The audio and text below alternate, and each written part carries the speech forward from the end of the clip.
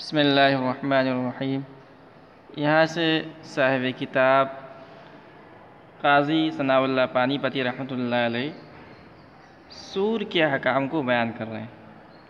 سور یعنی جھوٹا، کسی انسان یا کسی جانور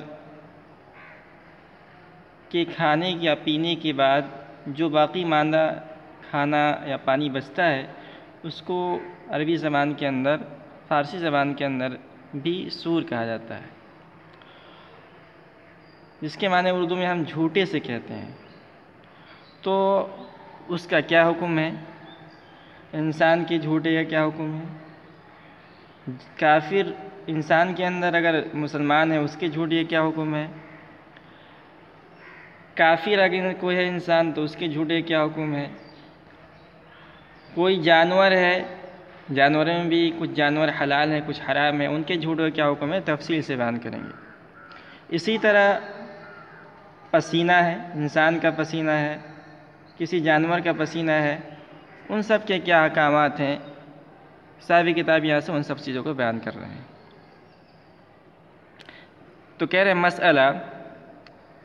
واپس خوردہ آدمی اگرچہ کافر باشد و اسف و جانورانی حلال گوشت و عرق آہا و عرق خر و استر پاک است۔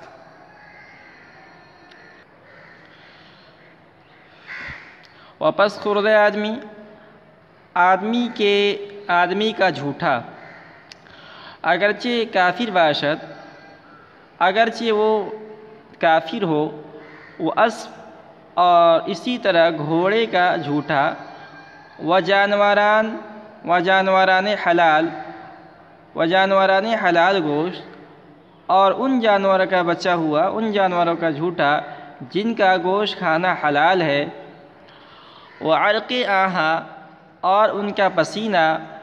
و عرق خر اور گدھے کا پسینہ، و استر اور خچر کا پسینہ، پاک است پاک ہے۔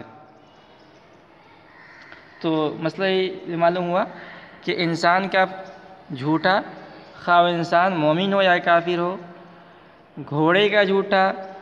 اسی طرح ان جانوروں کا جھوٹا جن کا گوشت کھانا حلال ہے، جیسے کہ بکری ہے، بھینس ہے، گائے ہے، ہرن ہے، وغیرہ وغیرہ۔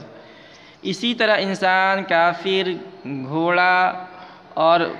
وہ جانور جن کا گوشت کھایا جاتا ہے ان کا پسینہ، اسی طرح گدھے اور خچر کا پسینہ، یہ پاک ہے۔ تو یہاں یہ بات یاد رکھنا کہ انسان کا جھوٹا بھی پاک ہے اور انسان کا پسینہ بھی پاک ہے، خواہ انسان مومن ہو یا کافر ہو، مسلمان ہو یا غیر مسلم ہو۔ اور اسی طرح گھوڑے اور وہ جانور جن کا گوشت کھایا جاتا ہے ان کا جھوٹا بھی پاک ہے اور ان کا پسینہ بھی پاک ہے، ٹھیک ہے۔ اس کے بعد گدھا اور خچر کا صرف پسینہ پاک ہے، ان کا جھوٹا کا بھی حکم نہیں ہے۔ گدھا اور خچر، گدھا تو آپ جانتے ہی ہیں، گھوڑے سے چھوٹے ہوتے ہیں، جن سے بار بار کام لیا جاتا ہے، اور گھوڑے جو ہوتے ہیں وہ بڑے بڑے ہوتے ہیں، اور خچر جو ہے یہ دوگلے ہوتے ہیں، یعنی گھوڑے اور گدھے سے مل کر بنتے ہیں، اس لیے یہ گھوڑے اور گدھے کے درمیانی یعنی بین ہوتے ہیں، نہ بہت زیادہ لمبے ہوتے ہیں گھوڑے کی طرح اور نہ بہت زیادہ چھوٹے ہوتے ہیں گدھے کی طرح۔ تو گھوڑے اور گدھے کا پسینہ پاک ہے۔ اب ان کا جھوٹا کا حکم بعد میں آئے گا،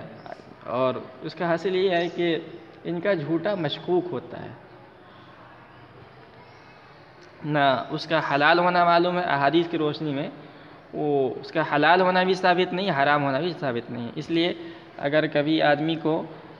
کہیں پانی نہ ملے وضو کرنے کے لیے اور صرف خچر اور گدھے کا جھوٹا ملے تو اس پانی سے وضو بھی کیا جائے گا، تیمم بھی کیا جائے گا۔ یہ مسئلہ آپ بعد میں پڑھیں گے، یہاں تک یہ بات ہو گئی۔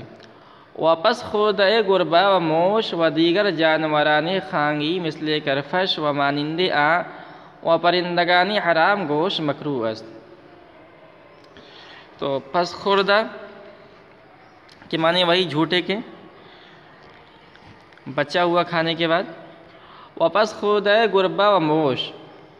گربا کے معنی بلی، موش کے معنی چوہا، واپس خودے گربا و موش اور کھچر اور بلی اور چوہے کا جھوٹا و دیگر جانوران خانگی اور گھر میں رہنے والے دوسرے جانوروں کا جھوٹا مثل کرفش جیسے چھپکلی ومانند اور اس کے مثل گرگٹ وغیرہ، اور پرندگان حرام گوشت اور حرام پرندوں کا جھوٹا جیسے چیل ہے وغیرہ وغیرہ، مکروہ است مکروہ ہے، ٹھیک ہے۔ تو بلی اگر کہیں منہ میں ڈال دے، دودھ پی لے یا پانی پی لے، چوہا اگر کوئی چیز جھوٹا کر دے، اسی طرح چھپکلی اگر کسی چیز کو کھا لے جھوٹا کر دے، اور چیل کھا لے، کوا کھا لے کوئی چیز، تو ان کا جو باقی معنی ہوگا پانی یا کھانا جھوٹا جو ہوگا یہ مکروہ ہوگا، مکروہ تحریمی، ٹھیک ہے۔ فقہا جب مکروہ بولتے ہیں تو عام طور پر اس سے مکروہ تحریم مراد ہوتا ہے، مگر اس کے اندر بھی استثناء ہے۔ جب آپ بڑی کتاب پڑھیں گے فقہ کی تو اس کے اندر آئے گا کہ چوہا اور بلی ان دونوں کا جھوٹا، بلی خاص طور پر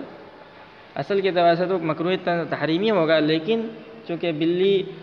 وغیرہ جو چوہا بلی وغیرہ ہیں یہ سب، ان سب کے جھوٹے سے پرہیز کرنا ممکن نہیں ہے، اس لیے ان کا جھوٹا مکروہ تنزیہی کے اندر آ جائے گا، تو کھا سکتے ہیں، حرام نہیں ہے۔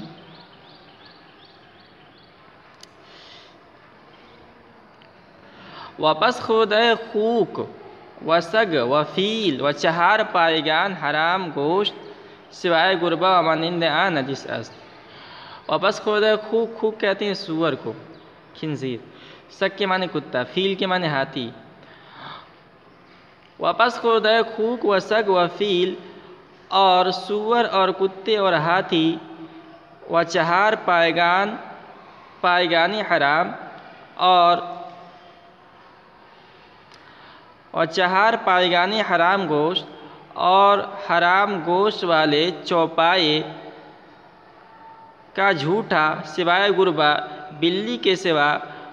و مانند نجس است، اور انہی کی طرح جانور کا جھوٹا نجس ہے۔ تو اس میں کہنا چاہ رہے ہیں کہ ایک تو سور تو خنزیر جانتے ہیں آپ، اس کا جھوٹا خنزیر نجس العین ہے، ہر چیز اس کا ایک ایک جز اس کا حرام ہے، ظاہر سی بات ہے اگر کسی پانی کھانے میں منہ ڈالیں تو بھی حرام ہو جائے گا۔ اسی طرح کتے کا جھوٹا بھی حرام ہے، ہاتھی کا جھوٹا بھی حرام ہے، اسی طرح اور جو دوسرے چوپائے ہیں چیر پھاڑ کرنے والے جیسے شیر ہے، باغ ہے، چیتا ہے وغیرہ، بلی کے علاوہ ان سب کا جھوٹا نجس ہے۔ تو امید ہے کہ یہ مسائل آپ سمجھ گئے ہوں گے، یہ مسئلہ یہاں پورا ہو گیا۔ اب ایک چھوٹا سا مسئلہ بیان کر رہے ہیں، کہہ رہے ہیں مسئلہ بول اگر مثل سر سوزن مترشح شود، بول اگر مثل سر سوزن مترشح شود عفو است۔ سوزن کہتے ہیں سوئی کو، تو کہہ رہے کہ آدمی جب بھی پیشاب کرنے کے لیے جائے تو پہلے زمانے کے اندر عام طور پر کیا بیت الخلاء کا تصور ہی نہیں تھا، جو ٹوائلٹ آج ہے آج کے زمانے میں، تو لوگ پیشاب یا پاخانہ کرنے کے لیے جاتے تھے گاؤں سے باہر، شہر سے باہر جاتے تھے، آبادی سے باہر، تو اس کے اندر بھی ادب یہ ہے کہ آدمی استنجا کرنے کے لیے نرم مٹی کو تلاش کرے جہاں چھینٹا پڑنے کا اندیشہ نہ ہو، لیکن آدمی اس میں بھی احتیاط بہت کرتا تھا۔ احتیاط کرنے کے بعد اگر آدمی مٹی پر استنجا کرے گا، پیشاب کرے گا، تو کچھ نہ کچھ چھینٹے اس کے اڑتے ہیں، چھینٹوں سے بچنا ممکن نہیں تھا اس زمانے کے اندر۔ تو کہنے کہ اگر چھینٹا بالکل چھوٹا سا ہے، کتنا چھوٹا، سوئی کے نوک کے برابر، تو اگر وہ استنجا کرتے ہوئے پیشاب کرتے ہوئے کپڑے یا بدن پر لگ جائے تو معاف ہے، اس کو دھونے کا حکم نہیں ہے۔ وہی کہہ رہا ہے مسئلہ بول اگر مثل سر سوجن مترشح شود عفو است، پیشاب کی چھینٹیں اگر سوئی کے سر کے برابر پڑ جائیں عفو است، معاف ہے۔ تو آج کے سبق کو ہم یہیں ختم کرتے ہیں، اور اگلے سبق کے اندر ہم پاکی حاصل کرنے، نجاست حکمی یعنی جنابت وغیرہ سے پاکی حاصل کرنے کے احکام کو پڑھیں گے، اللہ نے چاہا تو۔